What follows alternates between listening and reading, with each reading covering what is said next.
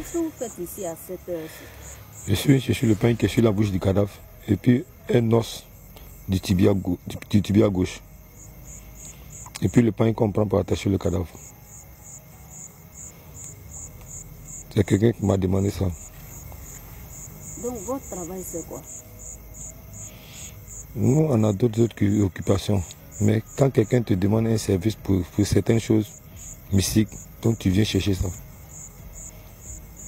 Et depuis combien de temps vous faites ce travail? Depuis les années 90. Parce que moi j'étais encore plus jeune. Je l'ai appris avec un mienga, un monsieur qui venait de Koutiala. Koutiala c'est où ça? Koutiala c'est le Mali. La première fois c'était, il m'avait demandé de l'accompagner. Il avait demandé un service. Et pour qu'il me rende ce service, il a fallu que moi je l'accompagne dans certaines choses. Comme les envoûtements de femmes, pour ensorceler quelqu'un pour aller prendre quelque chose avec lui.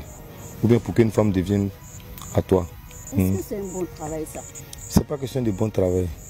Mais tu fais ça si tu vois que tu arrives à faire ça avec quelqu'un, c'est que tu as besoin de quelque chose avec lui. Donc lui, il t'apprend à faire certaines choses. Vous avez une famille? Oui, j'ai bien une famille. Combien d'enfants? J'ai près de 4 enfants. Est-ce que vos enfants savent que vous faites, votre famille sait que vous faites ce métier? La nuit, aller profaner les tombes, la journée? Personne ne le sait. À part lui et moi, à part celui qui m'a formé, personne d'autre ne le sait.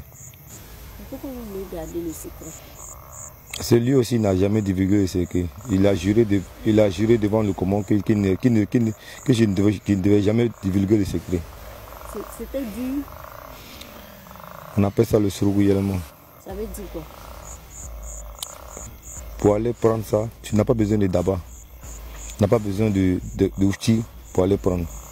Il suffit de demander, quelqu'un va t'envoyer ça, ou bien soit on te montre où tu vas aller prendre. Dans l'esprit, tu sais où tu dois aller prendre.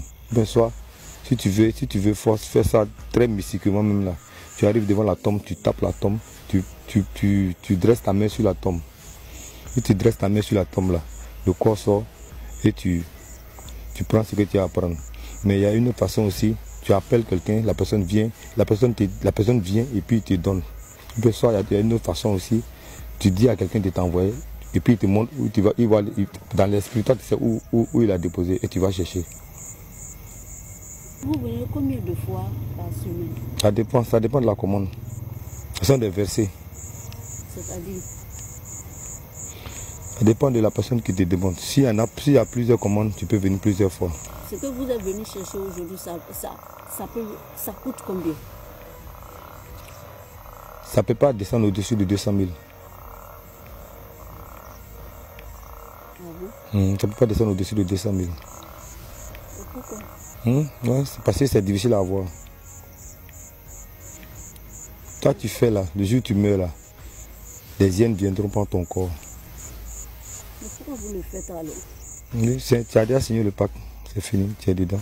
On ne peut pas faire marche arrière? Non, si tu fais marche arrière, tu meurs.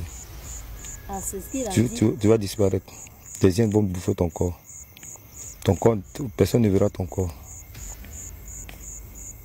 C'est que vous gagnez bien votre vie dans ce travail-là. Mais il y a un autre souci majeur qui est là. Il faut te laver toujours avec des canaries. Des plantes il faut trouver des gens pour pouvoir laver certaines choses. Et puis des encens. Chez nous, il n'y a pas de sacrifice, ce sont les encens qu'il faut utiliser. Des écorces d'arbres, des écorces de racines, et puis des feuilles. Depuis tant de temps que vous faites ce métier, est-ce que vous avez pu investir? Tu peux investir si tu trouves quelqu'un qui a besoin. Il peut te promettre même une cour même. Il y a deux même qui te promettent des motos. Et qu'est-ce que vous avez gagné dans ce travail-là? Bon, ce n'est que de l'argent seulement. 200 000, 300 000, 200 000, 200 000, 100 000, 300 000. Et puis des relations.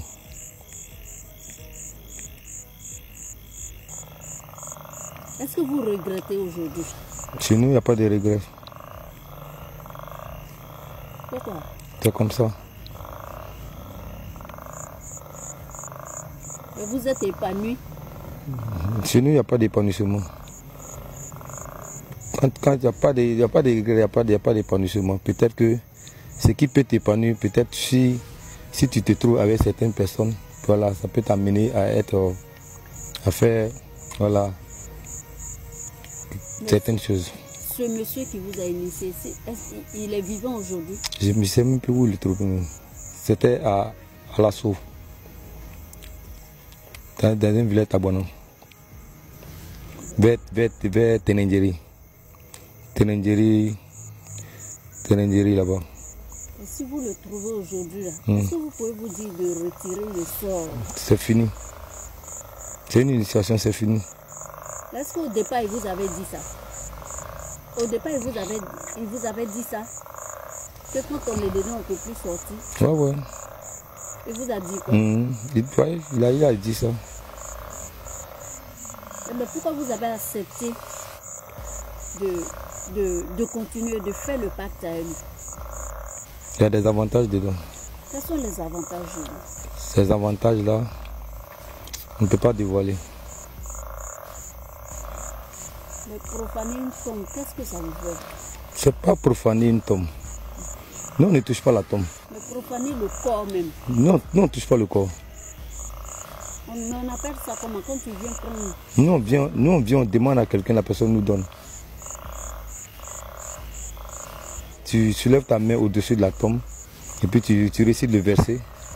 Le corps sort, ou bien soit, si tu veux être plus méchant, là, c'est faire surtout le corps. Et puis maintenant, tu as 9. Tu as 9, quelqu'un a 9 pour te donner. Tu prends, des fois même, quand tu l'appelles là, tu t'arrêtes quelque part et puis tu l'appelles. Et puis il te montre dans l'esprit où tu dois aller prendre. Puis tu vas prendre. Chez nous, la peur n'existe pas.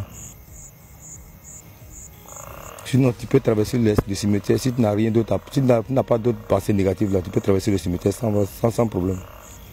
Est-ce que mais les gens, est-ce que ça vous dirait d'initier quelqu'un? Je ne veux pas initier quelqu'un. Pourquoi? Je ne veux pas que ce que je vois, je ne veux pas que ça arrive à quelqu'un d'autre. Vous avez des colas. Ces colas là, tu lui donnes les colas, tu jettes les colas avant de rentrer là, pour lui demander là. Tu lui donnes les colas en offrande et puis il t'envoie ce que tu veux.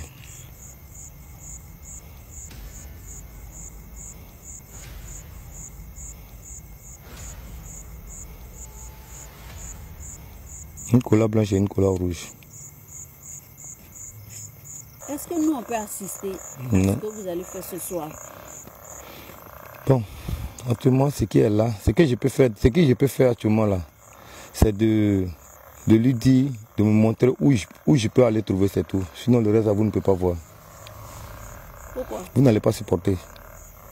Ce que je peux faire, je peux donner le cola et il va me montrer où je peux aller prendre. Et je vais prendre ces tours.